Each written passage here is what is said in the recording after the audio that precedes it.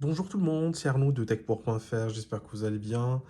Nous allons aborder dans cette vidéo un sujet très important qui concerne les Macs reconditionnés en général. Euh, donc c'est la fameuse batterie.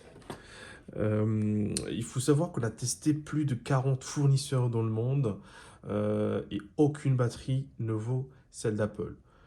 Non seulement sur l'autonomie, mais aussi sur le fonctionnement normal d'un MacBook. Il faut savoir qu'une mauvaise batterie peut faire cramer la carte mère ou même planter le démarrage du Mac. Donc si vous achetez un Mac reconditionné, exigez des pièces d'origine pour assurer le bon fonctionnement de votre MacBook. Nous allons faire un test intéressant sur ces batteries-là. Donc on a pris l'exemple d'un constructeur qui s'appelle Green Cell avec une batterie pour MacBook Pro 15 pouces 2011 A13498.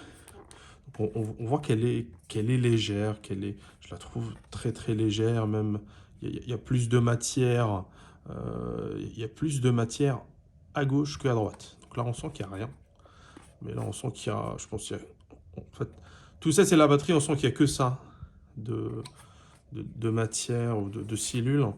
Donc on va faire un premier test de poids. Donc sur cette batterie, on est à 338 grammes. Exactement, là. Je vais juste vous montrer.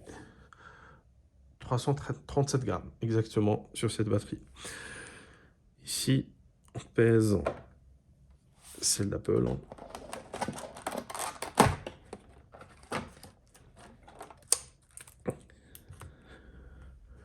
On est à 405 grammes.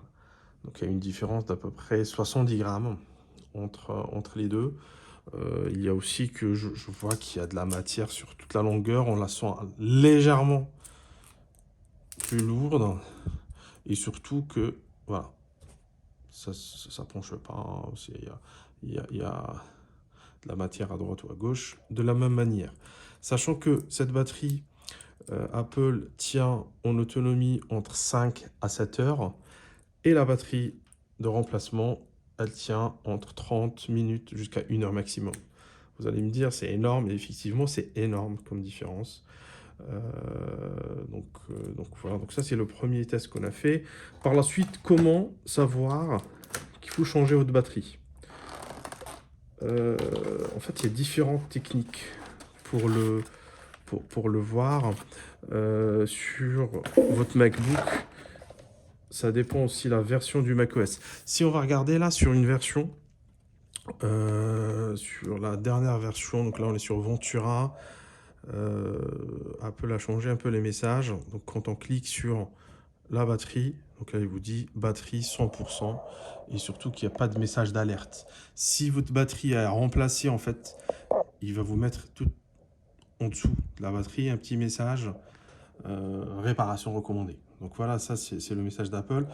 Par la suite, sur les versions de Snow Leopard jusqu'à Catalina, donc c'est depuis la 10.6 jusqu'à la 10.15, c'est un peu différent. Si vous cliquez sur la batterie, en fait, généralement, quand il n'y a pas de problème, il ne vous donne pas aussi le message, mais surtout que vous pouvez forcer l'état de la batterie. On appuie sur Option ou Alt. Sur les anciennes machines, c'est Alt, et sur les nouvelles, c'est Option. On appuie sur Option et on clique en même temps sur la batterie. Comme ça. Et là, vous allez voir un petit message en plus, état. État normal. Donc la batterie, elle est en super bon état. Donc en l'occurrence, ce mec, il a une batterie à un cycle d'origine Apple. Et il faut savoir qu'il y a 4 types de messages. État normal, vérifier la batterie, à changer bientôt et à changer maintenant. Quand il vous dit à changer maintenant, sur ces versions-là, il faut vraiment la changer parce que le risque de ces batteries, qu'elle gonfle et elle peut péter le trackpad, je l'ai déjà vu, et elle sort du trackpad. Ici, votre écran est fermé, dans une housse par exemple, elle peut aussi casser l'écran.